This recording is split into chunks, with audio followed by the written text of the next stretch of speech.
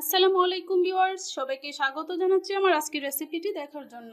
আজকে আমি আপনাদের সঙ্গে এসেছি একটি নতুন রেসিপি নিয়ে, সেটা হচ্ছে রুই মাছের ভুনা। এই ভুনাটি অনেকেই পারেন, আবার অনেকেই পারেন না। যারা পারেন না তাদেরকে দেখার জন্য অনুরোধ রইল। খুব সহজে আপনারা তৈরি করে নিতে পারবেন রুই মাছের ভুনাটি। আর যারা পারেন এবং এই মুহূর্তে আমার ভিডিওটি দেখছেন তাদেরকে জানাই অসংখ্য ধন্যবাদ। তো প্রথমে আমি কি করেছি, রুই মাছটাকে ভালোভাবে ধুয়ে সামান্য পরিমাণ হলুদ, লবণ, মরিচ দিয়ে আমি মাছটাকে মাখিয়ে কিছুক্ষণ রেখে দিয়েছি। তারপর আমি চুলাতে একটি পাতিল বসিয়ে নেব। ফ্রাই প্যানটি গরম হয়ে আসলে আমি কিছু তেল দিয়ে দিব। তো আমি তেল দিয়ে দিয়েছি। এবার তেলটা গরম হয়ে আসলে আমি মাছগুলো ভেজে নেব। তো আমি একটা একটা করে মাছগুলো দিয়ে দিচ্ছি।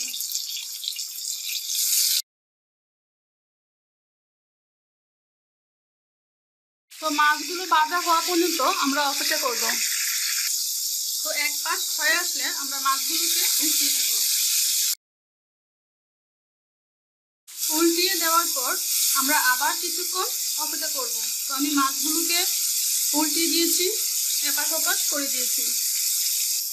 এবার আমি যে বাটিতে মাছগুলো মাখিয়ে নিয়েছিলাম এই মশলার মধ্যে আমরা পেঁয়াজ, কাঁচামরিচ সব কিছু দিয়ে এই মশলাটার সঙ্গে মাখিয়ে নিব। তো আমি 4টার মতো কাঁচামরিচ দিয়ে দিয়েছি। দেন এখন আমি অল্প অল্প পরিমাণে গুঁড়ামরিচ, হলুদ এবং লবণ দিয়ে এই পেঁয়াজটাকে ভালোভাবে মাখিয়ে নেব। আপনার পরিমাণ মতো মশলাগুলো নিয়ে নেবেন। মাখানোর পর এখন আমরা কি করব, আমরা চলে যাব চুলায়। মাখানোর পর আমরা আবার চুলায় চলে এসেছি। এখন আমরা কি করব, এই মাছগুলো ভাজা হয়ে গেলে আমরা মাছগুলোকে এক পাশে নিয়ে নিব। নেওয়ার পর এখানে যদি পর্যাপ্ত পরিমাণ তেল থাকে তাহলে এই তেলের মধ্যে আমরা কি করব, এই মশলা দিয়ে মাখানো পেঁয়াজটাকে দিয়ে দিব। দিয়ে আমরা এই পেঁয়াজটাকে তেলের মধ্যে ভালোভাবে ভেজে নিব। তো পেঁয়াজটা লাল লাল হওয়ার আগ পর্যন্ত আমরা একটু অপেক্ষা করি।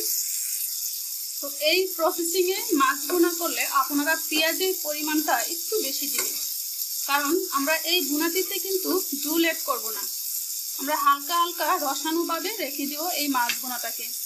আমরা বেশি ঝোল দিব না বিদায় আমরা এখানে পেঁয়াজের পরিমাণটা একটু বেশি দিব। আর মশলা দেব পরিমাণ মতো, যেন বেশি না হয়। তো পেঁয়াজ ভাজার একটা গন্ধ আসলে আমরা কি করব, এই মাছের সঙ্গে পেঁয়াজটাকে আলতোভাবে মিশিয়ে নিব, যেন মাছগুলো ভেঙে না যায়। তো আমি পেঁয়াজটাকে মাছের সঙ্গে মিশিয়ে নিচ্ছি, যেন পেঁয়াজ ভাজার গন্ধটা মাছের মধ্যে লেগে যায়। মিশানো হয়ে গেলে এবার আমি অল্প পরিমাণে পানি দিয়ে দিব, যেন রসালো ভাবটা থাকে। পানি দেওয়ার পর আমরা কি করব, লবণ হয়েছে কিনা আবার একটু চেক করে নিব। নিয়ে একটু নেড়ে চেড়ে মিশিয়ে ঝোলটাকে শুকিয়ে আমরা মাছটাকে নামিয়ে নিব।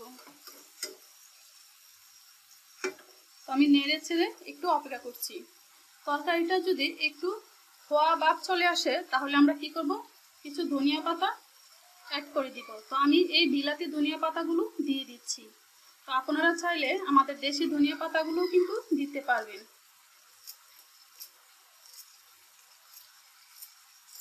দেওয়ার পর আমি আবার নেড়ে ছেড়ে দিচ্ছি সুন্দর একটা ফ্লেভার আসার জন্য।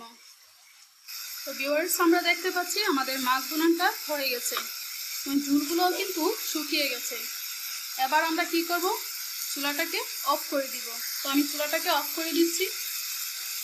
চুলাটা অফ করে দিয়ে এবার আমি মাছ ভুনাগুলোকে একটা বাটিতে নিয়ে নিব। তো আমি একটি বাটি নিয়ে নিচ্ছি।